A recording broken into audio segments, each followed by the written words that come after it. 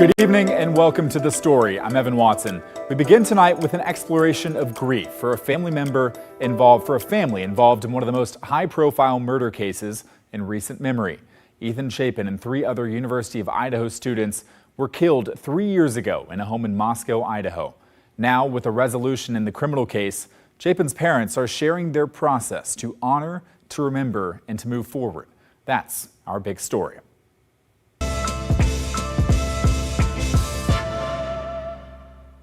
Bryan Kohberger, the man accused of killing the 4 students, pleaded guilty last week to 4 counts of first-degree murder. He said to a judge that he killed them. The plea deal means Kohberger will avoid the death penalty, but he will spend the rest of his life in prison. Ethan Chapin's parents, Stacy and Jim, support this plea deal. They said they believe it's the best outcome for the victims and their families, and they now start down a new path of hope and healing. Joyce Taylor talked with them.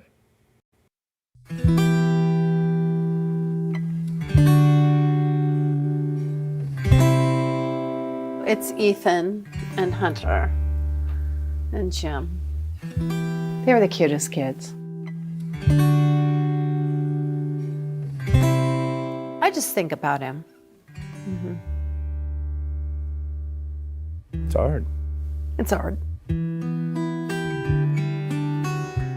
You just miss him walking into a room and saying something funny.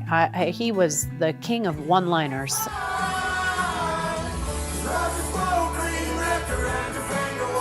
He was so funny. He could just elevate a room. You know, you just miss his presence. I asked you a year and a half ago, what did you miss most about him? Do you remember what Still you the told same, me? absolutely. Hugging him in his blue Patagonia coat. Oh my God, right? I'd give anything. Yeah. That's the last thing I did. Yeah. That's the last time we saw him. It was in the parking lot at the Sigma Chi house. Yeah. I told him, I go. Yeah. I always tell my kids, be safe. Yeah. I told him, you be safe. He goes, oh yeah, I will. Just a moment ago, Moscow police confirmed 4 people were found dead in a home just steps away from the University of Idaho campus. Every single day, there's probably a moment between the 2 of us where we are just like, boy, how did we ever get here? You imagine your entire life and this isn't how you think it's gonna go. We've come a very, very long ways from that point.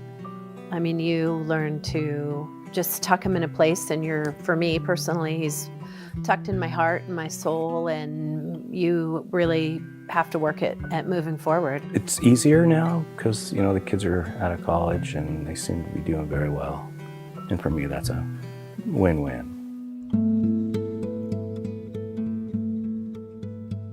Maisie and Hunter, you sent them back to the University of Idaho after this all happened. Why was that important to you? They had to go back. Yeah. Why? Because, They had to finish what they started. yeah. Honestly, Ethan would want that for them. And we played that card. Now they're college graduates. Right. What was that day like? amazing. What was it like? It was amazing. It's so cool. You know, it's just a very special day. Jim and I had decided that what we had to do was actually tuck Ethan away for the weekend. The elephant in the room was obvious, but it was all about Maisie and Hunter. They did it. I mean, I say that they went from the bottom to the very top, you know, graduating with honors their last semester, both of them, and the resilience that they have shown is, in my opinion, shocking. Let's talk about Maisie and Hunter. It's been an adjustment for them too. You shared a story with me about just even getting their driver's license. Oh yeah, that story is so bittersweet. The DMV lady pulled up their birth dates, and of course there's a third, you know, kid with the same last name on that birth date, and the woman said to them, "Where's Ethan?" So they quickly were like, he's at work. I think they told a lie about where he was, and they left, and they agreed from that day forward to tell people that they were twins. And it not to ever downplay the fact that they were triplets, but to eliminate a very uncomfortable conversation. Took us a minute to be like, Yep, they're twins. I mean, It's tough. you have to. You have to. You have to let them say that. Those tiny little things that you don't think about, holy, they're tough. His truck is still downstairs. Yeah, his Yes. Jeep is here. He loved that Jeep. Yeah. He had a lot of fun with it. Take really good care of it. I mean, he loved it. I talk to him every day. When I'm cleaning this Jeep, I constantly have a conversation with him. I say, hey, I'm cleaning your Jeep again, and you know, I know he can see it. Yeah. I don't know. There's just a lot of him in there. I even it smells like his shirts and stuff. You know, I don't know. It's just tough. You know how much he loved this and all the good times he had in it. Priceless.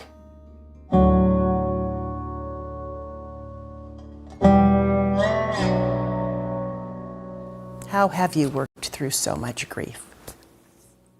Where do we start? What's helped us is that we just created all these things in his name, which helps a lot. I think it's most important that we're on the same page at the end of the day. The divorce rate of a family that loses a child is one of the highest. And I can see how, potentially. But just not for us. We just made a decision. We're just going to get through this thing together. You just have to stay positive, because it's so easy to go negative. And negative's not going to get you anywhere. There's something good you can find in every single day, even on the worst day. You have to try to get one good Yeah. thing out of the day. Yeah. And it can be the smallest of things. The smallest. On your toughest day, it could be the smallest thing. A beautiful thing for me personally as a mom is that I know, even down to the last minute, that he knew how much he was loved. I'd say for people, you just make sure you hug your kids before you leave.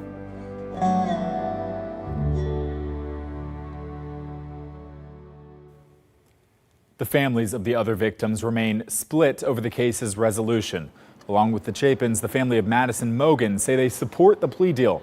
Their attorney read this statement after the plea hearing. We support the plea agreement 100%.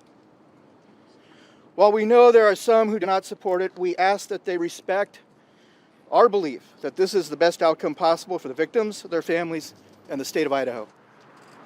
Xana Kernodle's mom told Fox News she felt upset at first, like she'd never get answers. But she says the plea deal puts the case to rest, telling them it is truly a blessing. The death penalty would give him the opportunity to appeal and drag this horror story out for the rest of our lives. But the family of Kaylee Goncalves denounced the plea deal. Here's her father. Is this justice? No, No? no, we're going. Are you guys Keep going to be in going. the courtroom today? Keep going. Okay. Ready? When Kohberger pleaded guilty last week, he avoided an August trial and waived his right to appeal. He'll spend his life in prison without the possibility of parole. His formal sentencing is set for July 23rd. On that day, the family members of victims will be allowed to share impact statements in the courtroom, speaking their mind in front of Bryan Kohberger. As for the details about the case, prosecutors shared some bits of evidence in the plea hearing. Defendant's car, the white Elantra, as I've described, circling the 1122 King Road area, that neighborhood, starting around 3:30 or so in the morning. Defendant entered the residence, went to the third floor, and with a knife, killed Madison Mogan and Kaylee Goncalves. The defendant, as he left that room. But for the remaining big questions like Kohberger's motive and how exactly investigators tracked the killings to him, any clarity may still have to wait. Even after Kohberger's guilty plea, the case remains under a judicial gag order. That means anyone involved in the case, from lawyers to law enforcement to witnesses, they're ordered not to talk to the media or the public. The judge issued the gag order to limit the release of information that could influence potential jurors. The Idaho Supreme Court upheld the order, but said it could be reconsidered once the risk of tainting a jury was gone. Prosecutors requested an extension of the gag order, at least until sentencing. A judge agreed. But media outlets are pushing back, saying the gag order should be removed because there's no potential jury to protect anymore, and it violates First Amendment rights. A hearing on the gag order is set for July 17th, about a week before sentencing. The judge could decide to remove it, keep it until sentencing, or even extend it further. The federal government can't use federal dollars to coerce local governments into doing just exactly what they want. Multnomah County has joined a growing list of local governments suing the Trump administration. The lawsuit claims the administration is illegally coercing local governments to adopt federal policies or face losing federal dollars. John Adams talked today with the group leading the lawsuit. So, John, what is the argument here? Why are local governments taking on the administration? Hey, Evan, they essentially feel like they shouldn't have to abide by certain requirements by the federal government, including stances on DEI and immigration to receive those federal dollars. Now, of course, the federal government gives out billions of dollars to local municipalities, local governments across the country. And this is money, in this case, that has already been approved by Congress. It's taxpayer money, and these local governments are saying it's not right what the Trump administration is doing. So what about the scope here? How much money are we talking just for Multnomah County, and where does that money go? Absolutely, Evan. Well, just to give this a little bit of context, about $126 million in federal funding was included in the last fiscal year budget here in Multnomah County. That was the 24-25 fiscal year budget that ended on June 30th. And it is sprinkled pretty much across services throughout the entire county, from health to law enforcement, including the Multnomah County Sheriff's Office and the DA's office. Now, I spoke with a director from the Multnomah County Health Department earlier today that said this would have devastating impacts on a lot of health department programs if this funding is ultimately lost. We are very panicked. We're very concerned. Staff are very, very nervous, right, as it impacts their work. Nonprofit partners as well, because it also impacts their ability to retain their staff, right? Yes, we're absolutely very much concerned. Losing the funding would certainly impact our ability to do the work in which, we're supposed to be doing. A judge has temporarily paused these cuts. But John, I do want to ask you, what is your assessment here? Is the county that confident in their position? Is this a nothing to lose mindset? Might as well fight? What have you learned? Well, what I'm hearing from statements from County Chair Jessica Vega Peterson and other county commissioners is that leaders here in Multnomah County feel like they are really going to dig in at this point. They don't want to compromise values that the county has built up over the years, including DEI status as being a sanctuary county. So they feel like they might as well join this lawsuit. They already feel like they are being targeted by the Trump administration. This area kind of is in the crosshairs due to some of the values being held by some of our local governments here. So they are figuring might as well join these lawsuits and fight back. Evan. If all the money is already subject to be cut, can't be more cut than that. Thank you, John. The city of Portland is also part of that lawsuit. On Wednesday, City Administrator Michael Jordan released a statement alluding to potential changes in the city and how to respond, writing in part, executive orders signed by President Donald Trump have reshaped the legal landscape for cities that operate programs focused on diversity, equity, and inclusion. In particular, the federal government could withhold grants from cities whose DEI initiatives are out of compliance with the executive orders. According to Jordan, the city currently manages 126 active federal grants totaling $387 million. Just this year alone, Portland was awarded $98 million in federal grants. We talked with City Council President Elena Pertogeni and Councilor Samir Kanal about where that money goes.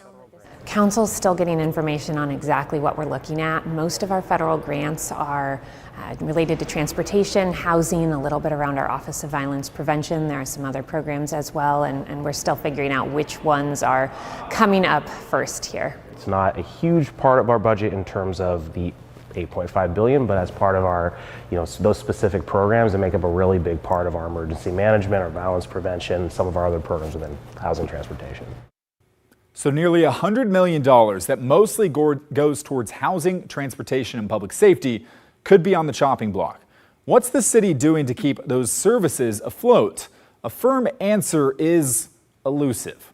Council President Pertolgeni says they're still in the early stages of exploring options. We haven't had formal discussions. There are limitations to how we have conversations on council to make sure that the public knows what we're talking about. We also have been really working the lawsuit front, figuring out every place where we can use the courts to make sure that we don't have to make changes to the work that we do in Portland. While formal discussions are still to come, both councilors say they'll be working to keep programs funded by federal money up and running while staying within the city's values. We know that providing services to everybody means making sure that people who have not gotten services in the past are part of that everybody. And sometimes that's called DEI, sometimes it's called inclusion, sometimes it's called making sure we're bringing everybody up as we do the work. That's what we need to be doing moving forward. That's part of Portland's values and council's values. And if the Trump administration disagrees with that, I don't know what to tell them. This is the most representative council in the history of the city of Portland. It's the most diverse council in the history of the city of Portland, and that's going to be reflected. It's also the council that's been listening to people's values, not only through the campaign, but in the months since we've been in office. And so I'm confident we're going to come up with a good answer. It may not look exactly the same way on each and every one of these different programs, but I'm pretty sure we're going to be able to get through all of it and meet our timelines as well. We would like to hear from you, our viewers on this show. Tell us what you think about Multnomah County and the city of Portland taking on the Trump administration. Is it worth the fight? Is there a different strategy that you would recommend? Or should the city and county go along with the federal government's orders? Email us, thestory@kgw.com, or leave a voicemail, 503-226-5090. And speaking of hearing from you, last week we heard from a lot of you after our story on a deadly shooting in downtown Portland, right by Multnomah County's Central Library. You shared your safety concerns with us, including one that caught our eye. We're not sharing their name, but they wrote, "A man pulled a knife inside the Central Library and threatened staff in public, walking through the library with the knife in his hand, while security called out for all to get out of this person's way." They went on to say the staff are loaded with these kinds of incidents. We asked the library about it. They told us that on Monday of last week, a library patron reported that someone was loudly using homophobic slurs towards them. The library's person in charge eventually asked that person to leave, and as they were escorting them out, that person pulled out a 6-inch blade. The library says the person threatened staff and other patrons and continued to make homophobic slurs until they left. But get this, staff did not call 911 during or after that incident. Then we're told that same person went to the Northwest Library last Wednesday. Staff recognized them and called 911, but police didn't show up until nearly 2 hours later. According to a library spokesperson, police told them they did not see evidence of a threat that day.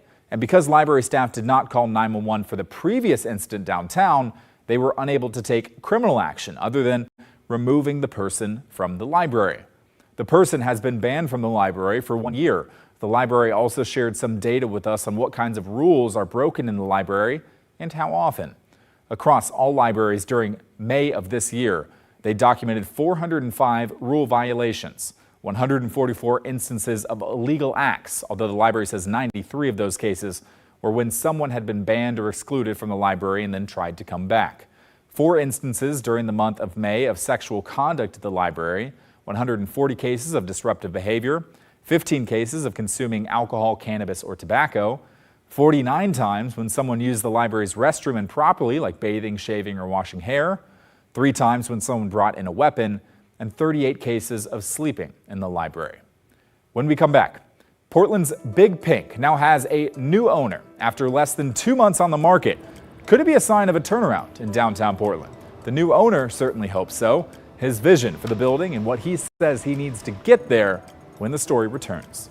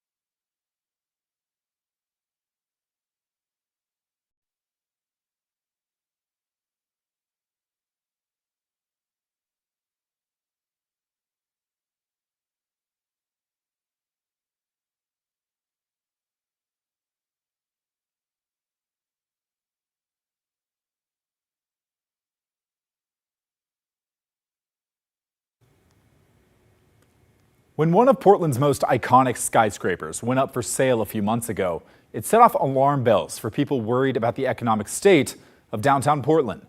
The Wall Street Journal even published a piece called "A Fire Sale of Portland's Largest Office Tower Shows How Far the City Has Fallen." 10 years ago, Big Pink sold for more than $372 million. Now it's worth a fraction of that. But the building did find a buyer after less than 2 months on the market, and an automotive businessman named Jeff Swickard came and bought it, paying $45 million for the tower. And to save us all some math, that's about an 88% drop in value. Right now, Big Pink is about 70% empty. Its biggest tenant, U.S. Bank, moved its headquarters out last year. But Swickard bought Big Pink in cash, and he says he wants to restore the building as a landmark. My first conversation with the broker was, I want this building. I will be your winning bidder because I will buy this building and I will be the winning bidder because just having, the University of Oregon changed my life and I love Oregon. And so when we would come from as students, come to the city of Portland, we were just to me, it was just this really, just really special, amazing place with tons of energy. And it was perfect combination of business, community, and it was just such a welcoming, high energy city. Swickard says he wants to be part of bringing downtown Portland back. I just imagine people walking into our building, around our building, and feeling proud to work downtown again. That's what we're going to try to build. Literally, physically, emotionally. That is our charge. And so we have a really robust security team in place already, and we will likely augment that. But the size of the building, the scope of this project, I'm describing it as it's kind of a mini private police force to make sure that the residents and the tenants of this building are safe. Swickard says the city will have to change some of its core tenets to attract businesses to downtown Portland. We'll be right back.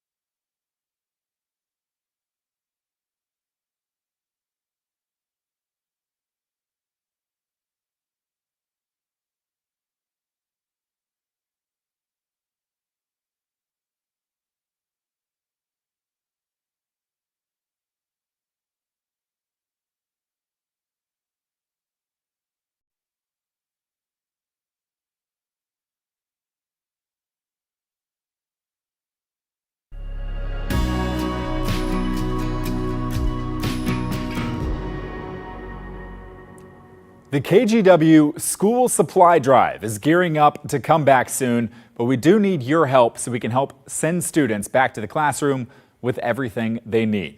Visit kgw.com/school, sign up your business or organization, and we'll send you an official collection kit. That's kgw.com/school. That is the end of our show for tonight. Thank you very much for watching. Hope you have a fantastic weekend ahead of you, and we'll see you next time.